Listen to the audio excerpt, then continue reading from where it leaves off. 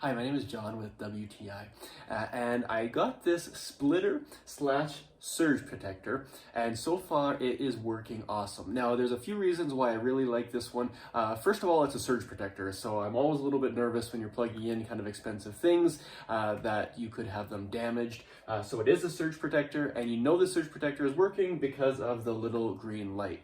So that's a nice safety feature that they have. Now, my second favorite thing is I hate it when the plugs are too close together, and even though there's two plugs there, you can't fit two cords into it. So these have a super nice spacing, even with a big laptop charger like you see here, you're still able to get something else in there that's quite big.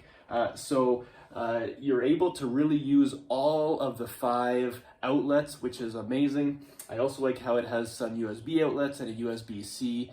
So far this has been working awesome for my office. I always have a fan on and my lights on and laptop charger, and so I really wanted something that would be suitable for plugging in all of my different things.